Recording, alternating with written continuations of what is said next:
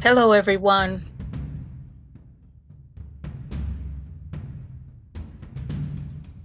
Hi, my name is Donna. This is Vote Voiced Podcast. And today we're going to be talking about voter suppression. The sad thing is, I did not think that we would still have to talk about voter suppression. Considering the success of voting during a pandemic, you would think that there were people in America who would praise the American voter who stood out in the cold, in the rain for hours, risking a deadly virus. But no, there's no appreciation for our democracy. There is no appreciation for the American voter. This is Donna Miller. This is the Vote Voice podcast, where we have a website at www.votevoice.com. You can follow us on Instagram, Twitter, Facebook. I just launched a Vote Voiced podcast website on WordPress. You can find us there. And today I just want to talk about, and we shouldn't have to talk about it, you would think, but today we are still talking about voter suppression.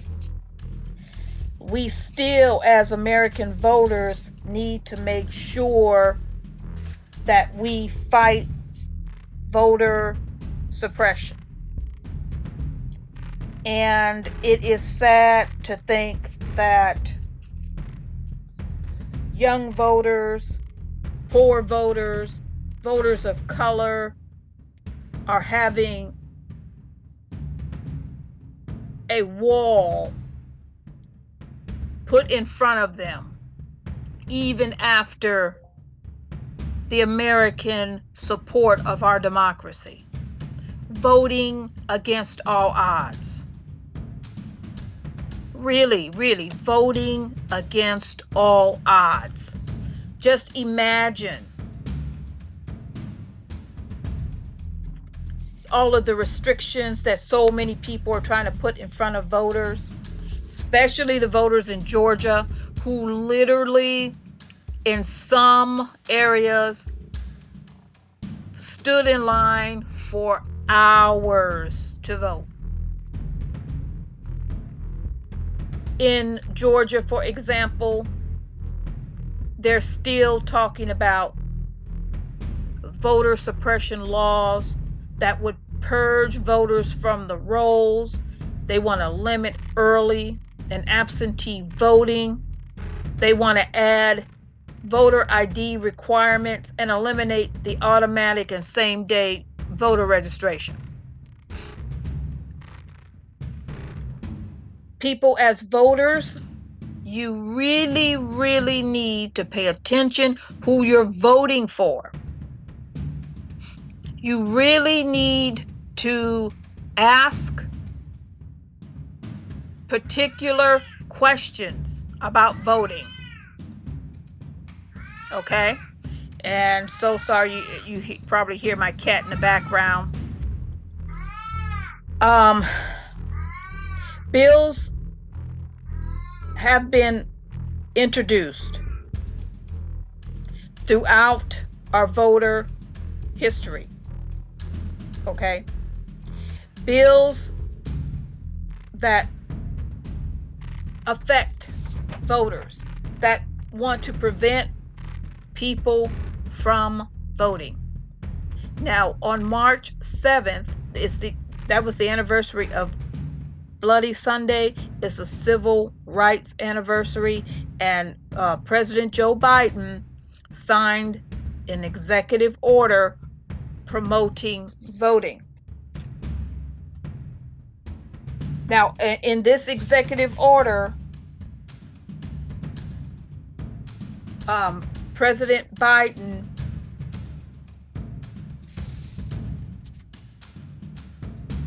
gave the heads of every federal agency 200 days to outline a plan to promote voter registration and participation. Now, the federal agencies were directed to notify states about the ways in which they can help with voter registration, in addition to being tasked with improving voter access to military voters and people with disabilities. Now, President Biden also directed the government to update the voter websites.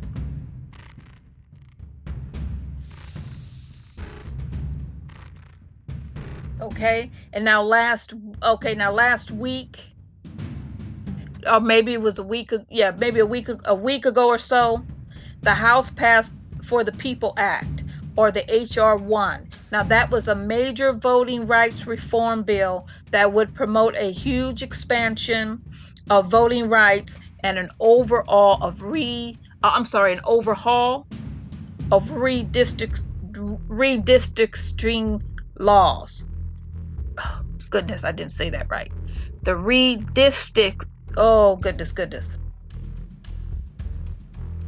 districting laws. Gosh, I couldn't say that right. Republicans have already said they plan to stop the bill in the Senate, which means it would need 60 votes to pass, making it unlikely to make it to Biden's desk. So we have politicians out there who want to draw the gerrymandering laws. That's what I couldn't say. Basically, it's gerrymandering laws. Without the laws of gerrymandering, which cut people off from voting in larger communities, they go through a community and break it up so that if someone is in a particular neighborhood and someone might run, let's say in neighborhood A, and if neighborhood A doesn't have enough voters on the side of the person who's running, they just redraw the lines and say only 30 people from neighborhood A can vote for the person running in neighborhood A. And that means that if you're on one side of the street, only one side of the street can vote in a neighborhood that's much larger. So they're breaking these neighborhoods down to dilute voters that do not agree with them or may not want to vote for that person. So they're going to control your vote illegally, calling it legal, saying you can't vote early, you can only have one drop box for the hundreds of thousands of people, or they put a drop box 6 and 7 hours away and say you have to take your ballot to that drop box that's 6 or 7 hours away from you. That's just an example.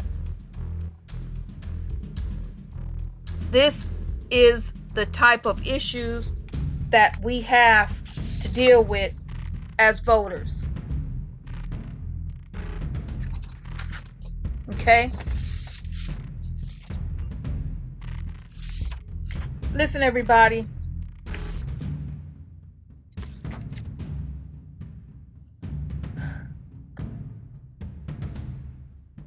I know that we worked very hard to get out the vote in 2020. And I know that we wish that we could have some downtime, some peace, some quiet, but we can't. We can't, because people are already setting up boundaries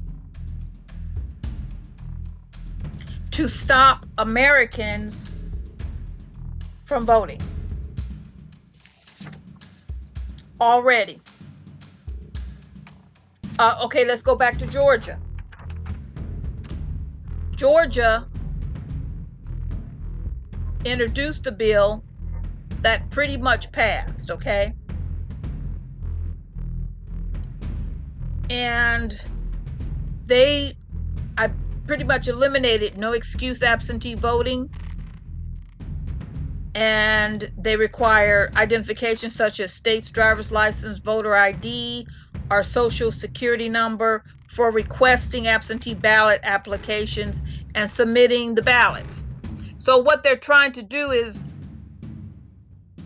they know who you are, okay? Believe me, I mean, think about it. When you live in a community and you vote every year, or even if you vote once in a while, you're going to a voting poll location. Let's just say you're going into a voting poll location, or you have asked for absentee ballots before, okay? They know you're not dead because they know when you die, okay? And when you walk in to a voting location, okay, every year, year after year, with the same people who volunteer their time to work the polls, all right? It's not a mystery. There's no aliens there. You see the same grandma and grandpa that you see every oh, excuse me, every time you vote. They see you, you see them.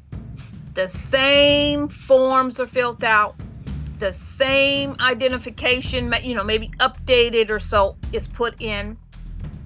So they know there's not voter fraud. When you leave from one community to another, let me say this, please make sure that you update your voter registration. But even if you say you didn't, let's say you did not update your voter registration, you still take that registration card in to the same grandma and grandpas, because mostly retired people work the polls. Now, I know that this past election, a lot of young people and a lot of people became involved. So hopefully you will stay involved and work the polls. But you see the same people. The city clerk office is in the same place most of the time where the water department is, where you pay your taxes. They know who you are. But this ideal of that you have to give this level of identification on this day and then come back on that day, and then you have to put your fingerprints down, then you have to have your eye, scanned, and then you have to give blood to vote, is just a discouragement. That is all it is. They know who you are, okay? It's just that they want to hold office, be paid to hold a title of senator or governor or congressman, okay, for nothing. They do not want to have to work for the people. They do not want to have to answer for their views. They do not want you to have a say in running your country.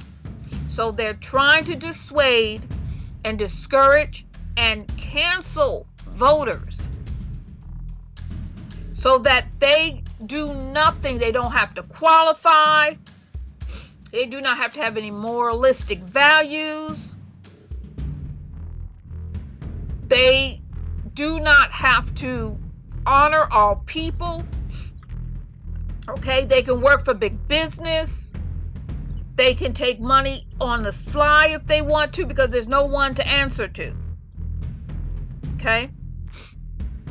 They can pass bills that help big business and their friends and not have to answer to the American voter.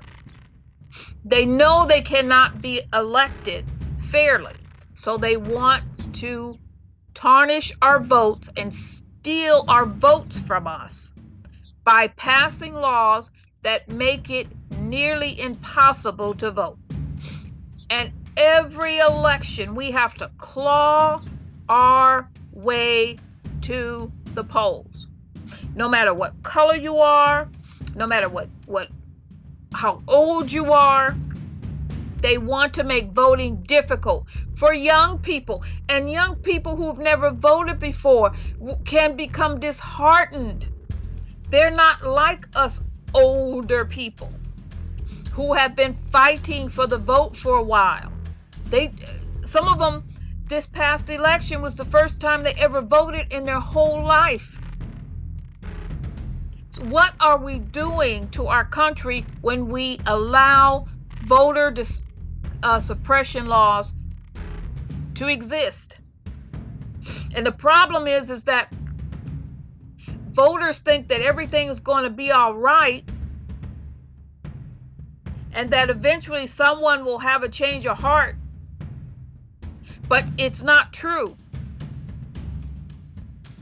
You need to make sure you know who you're voting for.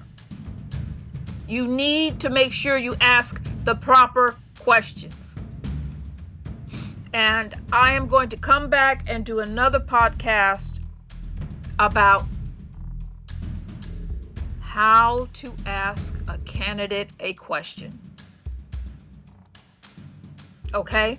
You need to ask this candidate,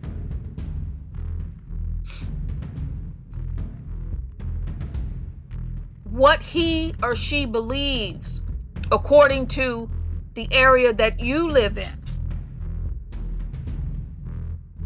I think we should ask these candidates right out. Do you think everyone should have access to a free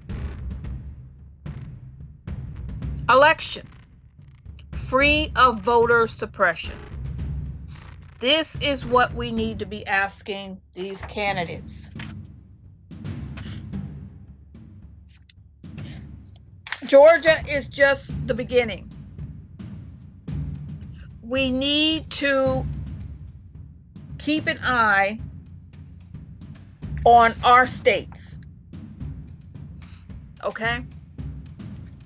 We need to make sure that we are free to vote, that we may vote by mail, that we may have early voting.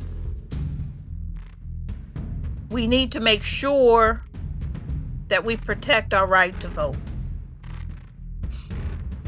Voting is a right in this country only because we've had to fight for it. Believe me, throughout history, voting rights have been fought for.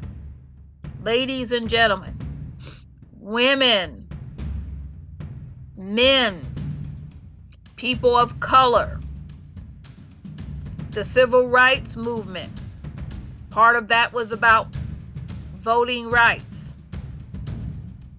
The women's suffrage movement, voting rights. African American, voting rights. Even men have had to fight for the right to vote. I've said this before because it was a time where you had to be a landowner to vote. The average man couldn't vote if he did not own property. We, ladies and gentlemen, are still today, as sad as it is,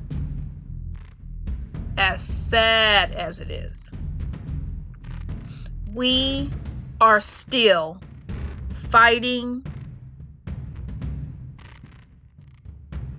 for the right to vote. And there's still people out there actively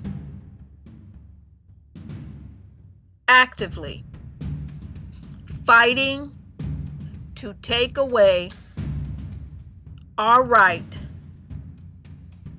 to vote in America in 2021. Yep.